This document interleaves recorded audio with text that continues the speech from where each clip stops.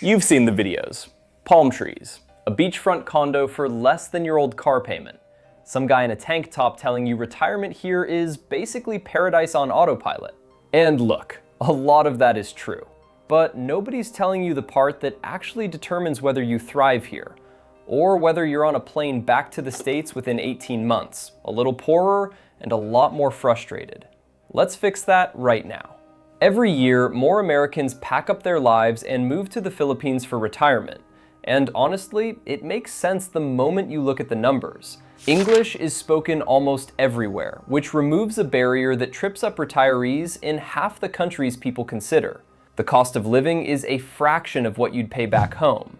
There are already massive American and international expat communities scattered across the country, so you're never starting from zero socially. The climate is warm and tropical year-round. No more shoveling snow at 70. And the long-term stay options are genuinely flexible compared to countries that make you jump through hoops just to stick around past 90 days.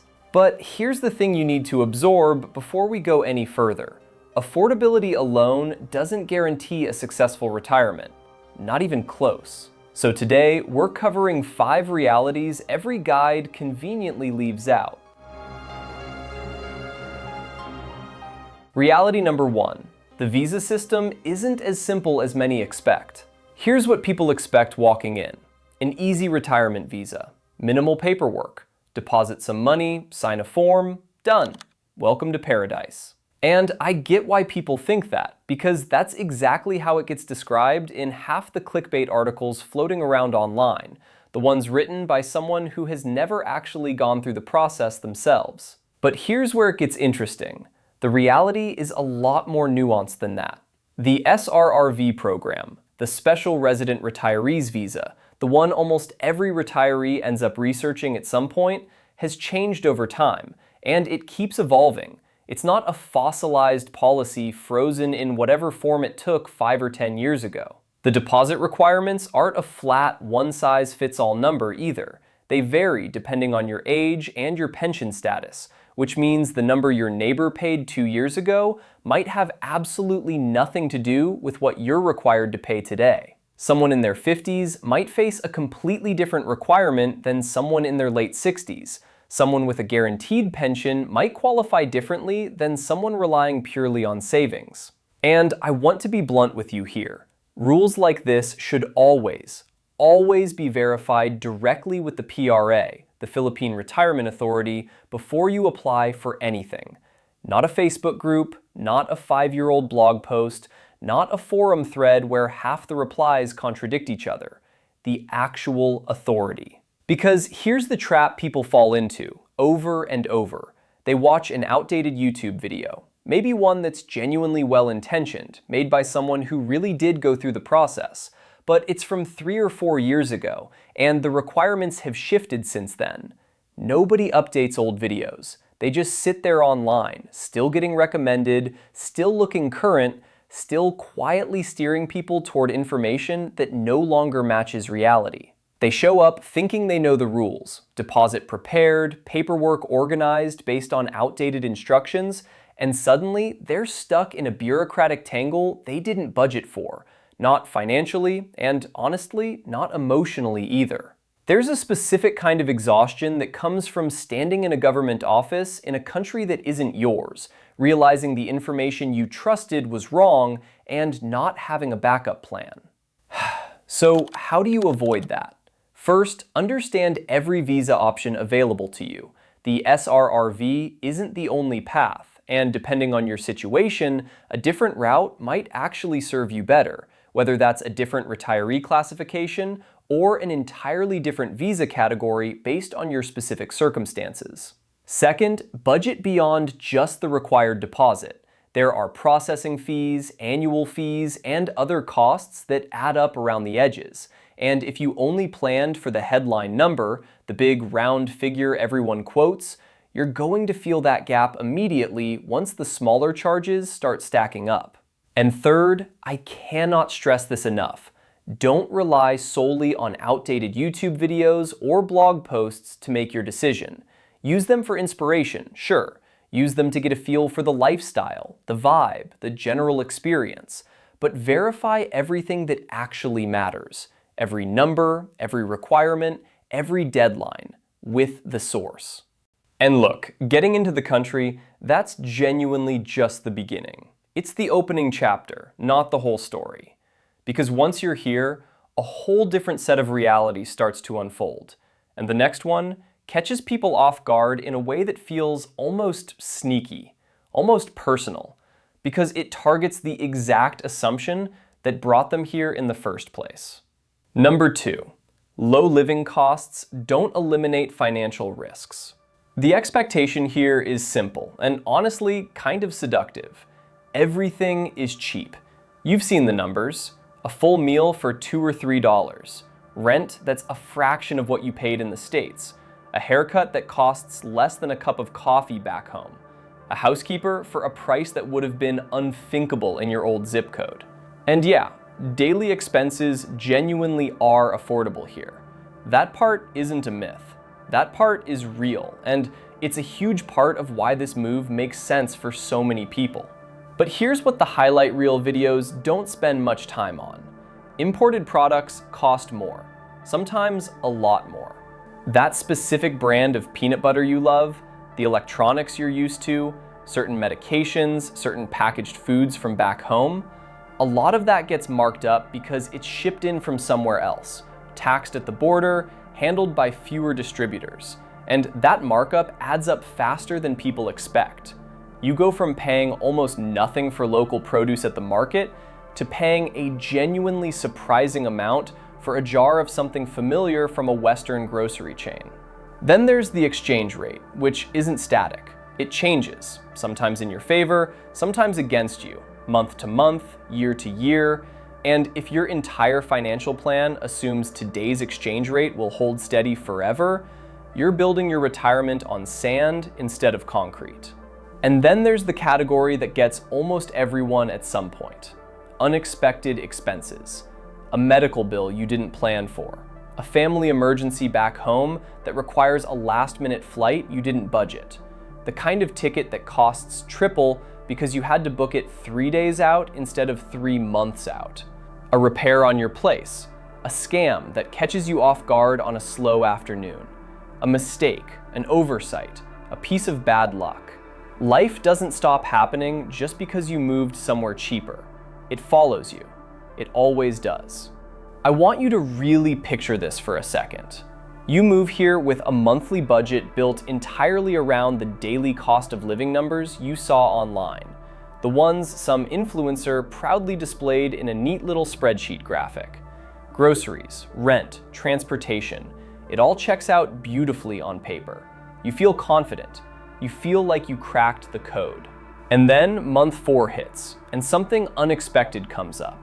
Something you genuinely didn't account for. And suddenly, that beautifully tight budget has a crack running straight through the middle of it. That crack is exactly where financial stress starts creeping into what's supposed to be the most relaxed, most peaceful chapter of your entire life. And once that stress creeps in, it doesn't just affect your bank account. It affects your sleep, your mood, the way you experience every single day you worked so hard to earn. So here's how you avoid becoming that story. Build an emergency fund before you even get on the plane. Not after you land, before, while you still have the full weight of your US financial systems behind you to set it up properly. Create a realistic retirement budget that accounts for the full picture, not just the cherry-picked numbers from a travel vlog that conveniently left out anything inconvenient. And avoid spending based on vacation expectations, because there's a real difference between how you spend money on a 2-week trip somewhere beautiful, where everything feels like a treat, and how you need to spend money when you're building an actual sustainable life there for the next 20 or 30 years. Vacation you and retirement you need 2 completely different budgets, and confusing the two is one of the fastest ways to burn through savings that were supposed to last decades. And speaking of unexpected expenses, there's one category that surprises retirees more than almost anything else. More than housing, more than food, more than any of the line items people obsessively research before the move. And it's not what most people assume going in. Reality number 3. Healthcare can be excellent, but planning matters. Here's the assumption a lot of people carry with them, quietly, without ever really questioning it. Healthcare is inexpensive everywhere in the Philippines, no matter where you land, no matter which island, no matter which province. Simple, uniform, cheap, done. The reality is more textured than that. Quality genuinely does vary depending on location, and that's not a knock on the country. That's just how healthcare infrastructure tends to work almost anywhere in the world, including back home in the States, where rural hospitals and big city medical centers aren't exactly interchangeable either. The major cities have the best hospitals, the most advanced equipment, the most specialists trained in the widest range of conditions. That's where you'll find facilities that can go toe-to-toe with a lot of what you're used to back home, sometimes at a fraction of the cost. But if serious medical treatment becomes necessary, a surgery, a major diagnosis, ongoing specialized care for something chronic, costs can climb quickly, especially if you need to travel to a bigger city to access the right specialists. And that travel itself becomes its own logistical and financial burden on top of the treatment. And insurance? It remains just as important here as it was back in the States. Maybe more important, honestly, because you don't have the same safety nets, the same emergency systems, the same fallback options you might be used to relying on without even thinking about it. Now, think about this scenario for a second, because it's more common than people like to admit, more common than the glossy retirement blogs ever mention. Someone retires to a beautiful, quiet, affordable town, genuinely gorgeous, exactly the peaceful life they pictured while scrolling through photos back in the States. And then, a few years in, a health issue comes up, something that needs a specialist, or equipment that simply isn't available locally in that quiet town they fell in love with. Suddenly, they're not just dealing with a medical problem, they're dealing with logistics, travel arrangements, unfamiliar hospital systems, and costs they never factored into their original plan, all while trying to manage their actual health at the same time, in a place that isn't fully home, possibly without family nearby to help carry any of it. That combination, health stress layered on top of logistical stress, layered on top of financial stress, is a genuinely difficult place to find yourself, and it's almost entirely avoidable with the right planning done early. So here's how you protect yourself from ending up in that exact spot. Choose your retirement city carefully, with healthcare access as an actual line item in your decision-making process, not an afterthought you'll figure out later once you're already settled somewhere remote. Research the hospitals in and around wherever you're considering before you move, not after something happens, not after the need becomes urgent. Look at what specialists are actually available, what the emergency response times look like, whether there's a hospital equipped for serious situations within a reasonable distance. And keep emergency medical savings set aside, specifically earmarked, untouched by regular monthly spending. So if something serious does come up, you're not scrambling to figure out how to pay for it in the middle of an already stressful, disorienting moment. Then comes the decision that a huge number of retirees end up rushing into, and it's one that can either set you up beautifully for the long haul or create years of frustration, legal headaches, and regret, depending entirely on how you approach it. Number 4, buying property is more complicated than people think. The expectation is understandable, and honestly, kind of romantic. You land, you fall in love with a place, maybe a little house near the water, maybe a condo with a view that stops you in your tracks, and prices look incredible compared to back home. The instinct is to just buy an affordable home immediately, lock it in before someone else does, start living the dream without delay, without hesitation. Here's the reality that a lot of guides completely gloss over, sometimes intentionally, sometimes because the person making the video never actually dealt with it themselves. Foreigners cannot own land in the Philippines. Full stop. That's not a technicality buried in fine print. That's a foundational legal reality that shapes every single property decision you'll make here, from day one. Condo ownership does have legal paths available to foreigners, but there are limits, specific percentage caps on foreign ownership within a given building, meaning only so much of any one condo development can actually be foreign owned before that door closes. This isn't the same straightforward process you're used to from buying property in the States, where you sign, you close, you're done.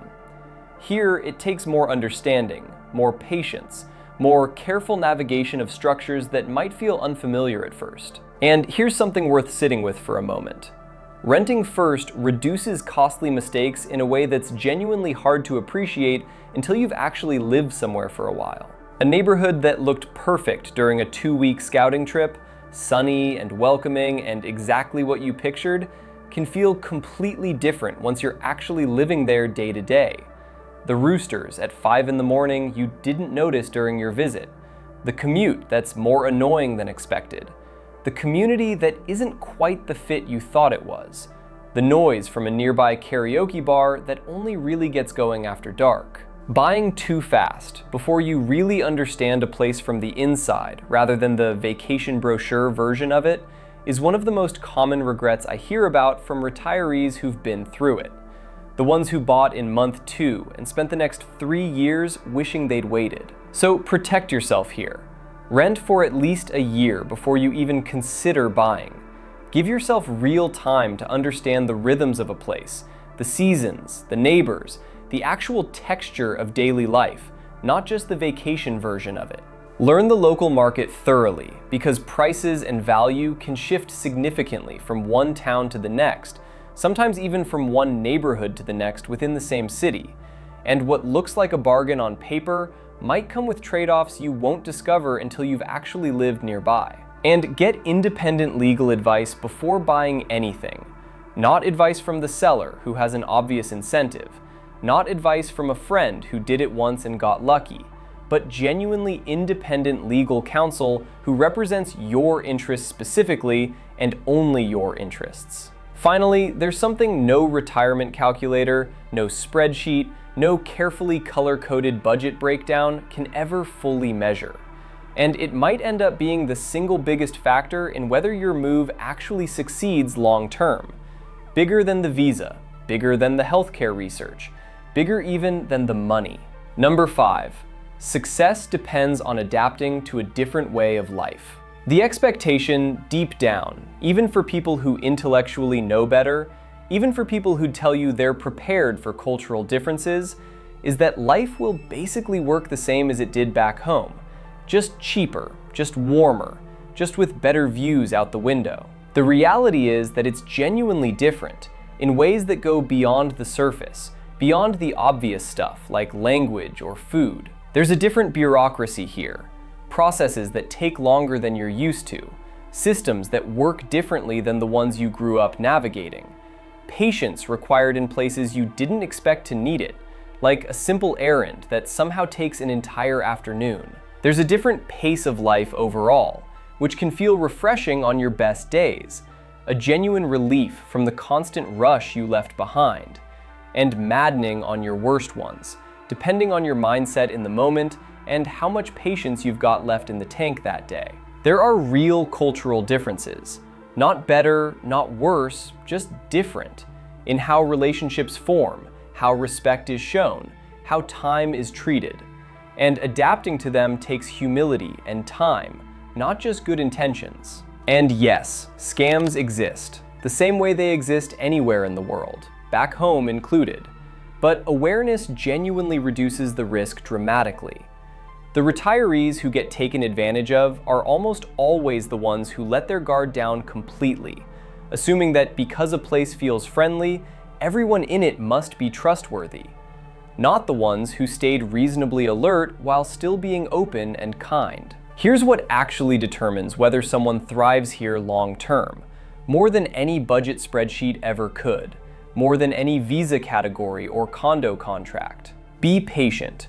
With systems, with people, with yourself, especially in that first year when everything feels unfamiliar and even small tasks take more effort than they used to. Verify information before you act on it, whether that's a legal detail, a financial decision, or advice from a well-meaning stranger in a Facebook group who means well, but might not actually know what they're talking about. Protect your finances deliberately, treating your money with the same care you would back home, if not more, because the further you are from familiar systems, the easier it is to let your guard down financially. Build relationships slowly and genuinely, rather than rushing into deep trust with people you've just met, no matter how warm the welcome feels. And learn local customs, not just as a courtesy, not just as a box to check, but because it fundamentally shapes how smoothly your day-to-day life actually goes, how you're received by neighbors, how doors open for you instead of quietly staying shut. So, let's bring this all the way home. The Philippines is genuinely a great retirement destination, for the right person, under the right circumstances, with the right preparation going in. It works beautifully for flexible retirees who aren't rigidly attached to doing things exactly the way they were done back home, who can roll with a slower process or an unexpected change of plans without letting it ruin their week. It works for people who are specifically seeking lower living costs and are willing to build their lifestyle around that reality rather than fighting against it, trying to recreate an expensive American lifestyle in a place that was never designed for that. And it works for those who are comfortable adapting to a different culture, rather than expecting the culture to adapt to them. But it may not be the right fit for everyone, and that's worth saying plainly instead of pretending this works for absolutely anybody who wants it to. It's probably not ideal for people who expect US-style systems to just show up and function identically here, down to the timelines and the customer service and the paperwork.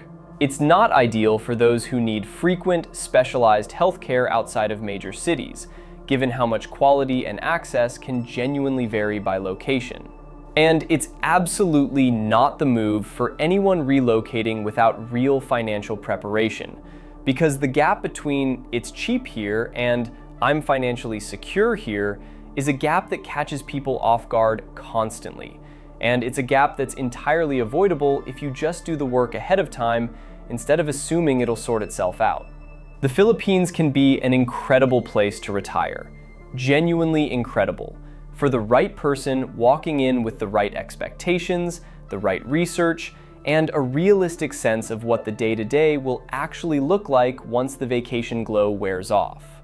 But only if you move with realistic expectations instead of a highlight reel in your head. And here's the thing. It's far from the only country where the dream doesn't always match the reality people imagined before they packed their bags.